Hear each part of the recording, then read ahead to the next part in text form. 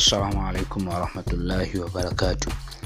Sunana Yakubu Bala Yakubu, barkanmu da sake saduwa da ku a cikin wannan tasha tamu mai suna Yakubu Data. A yau insha Allah sabon bidiyon mu zai nuna muku yadda za ku tura wa mutane sama da 5 saƙo a lokaci ɗaya a WhatsApp.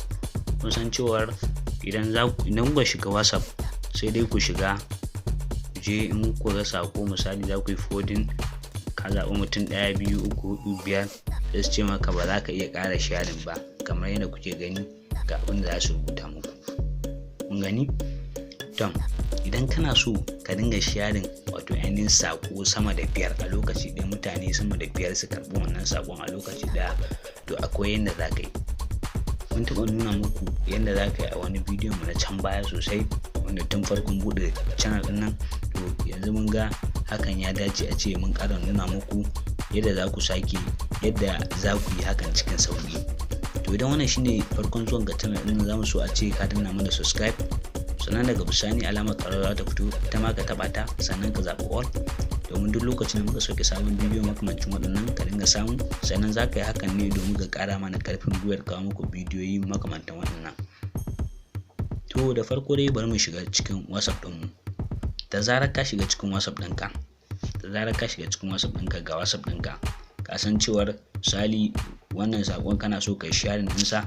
Misali in za ka yi sharing ɗinsa, misali ga contact ɗina nan, misali bari na zaɓi contact, misali in zaɓi mutum nawa ya kamata na zaɓa.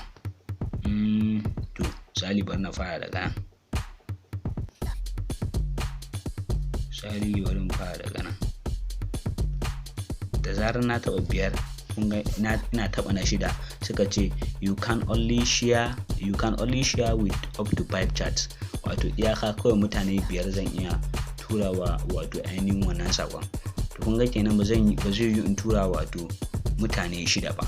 Da zarar na taɓa na 6 abin da za su nuna min kenan. To tunda haka za su nuna min, to ya za a yi wato na tura mutane sama da 5 a lokaci ɗaya? To akwai wata hanya mai sauƙi wacce za ka tura wa mutane sama da 5 wato ainihin saƙo lokaci ɗaya. To wannan hanya ita ce ta buɗe broadcast. Akwai wani abu da ake cewa broadcast, to shi za ka je ka buɗe. To yaya ake buɗe shi wannan broadcast ɗin? To yanda ake shi ne, da zarar ka shiga WhatsApp ɗinka kamar haka shine WhatsApp ɗina. Daga wato ainihin sama ɓangaren dama ga wasu dot guda 3. Da zarar na taɓa waɗannan dot ɗin guda 3, za su kawo min nan. Da zarar sun kawo min nan ga new group new broadcast. To abu na biyu kenan shine new broadcast. To zan taɓa wannan new broadcast ɗin ne. Da zarar na taɓa new broadcast, gashi nan na shige shi. To zan zaɓi mutanen da nake so in tura wannan saƙon. To yanda zan zaɓi wa'annan mutane, misali ga contact na dai kamar yadda kuka gani, wannan su ne contact na. Misali za ka iya zaɓen mutane har mutum 256 za ka iya zaɓa as broadcast ɗinka. To misali bari mu fara zaɓen broadcast kawai anyhow. Misali to ga kawai bari na zaɓi mutane kawai, bari na ta zaɓa kawai, na zaɓi kamar mutum 10 haka, ko kuma to bari na zaɓi kamar mutum 20 dai haka. To wayannan din na zaɓe su, wannan su ne a matsayin broadcast ina, din na zaɓe su. To tunda na zaɓe su broadcast kenan, bayan na zaɓe su, daga can ƙasa ga wata alama nan ta good, to zan taɓa wannan alamar kenan.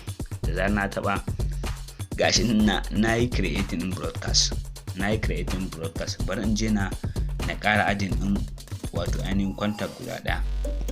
In za ka ƙara adin, kawai yadda za ka yi shine bayan za ka taɓa wato ainihin saman, bayan ka taɓa kamar group ga edit recipients za ka taɓa ne.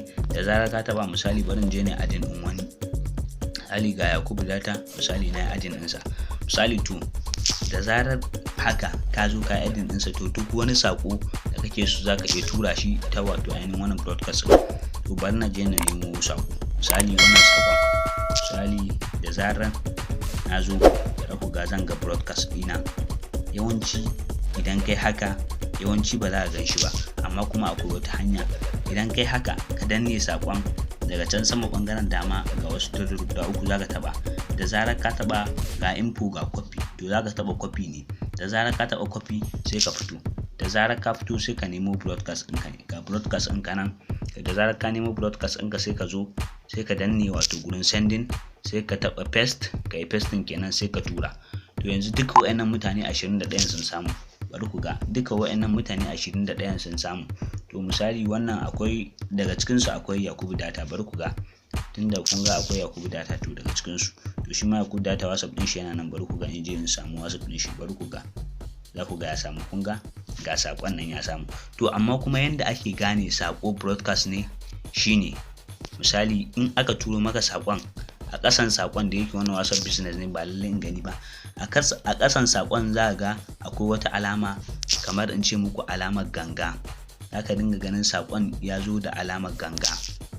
Misali bari na nuna muku misali, kun ga wannan alamar kamar alamar speaker zan ce muku, to za ku ga saƙon ya zo da alamar speaker.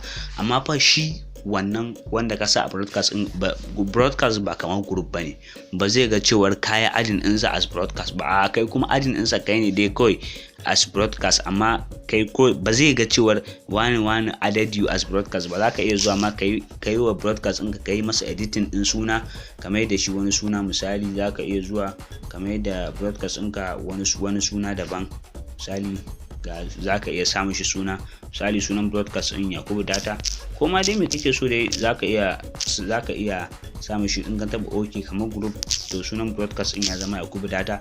Kawai duk lokacin da ina da broadcast da yawa a nan, to dai wannan dai shine broadcast, yanda za ka yi creating ɗin broadcast. To ta wannan hanyar sai za ka iya samu ka tura wa mutane sama da 5 saƙo a cikin WhatsApp ba tare da ka sha wahala ba.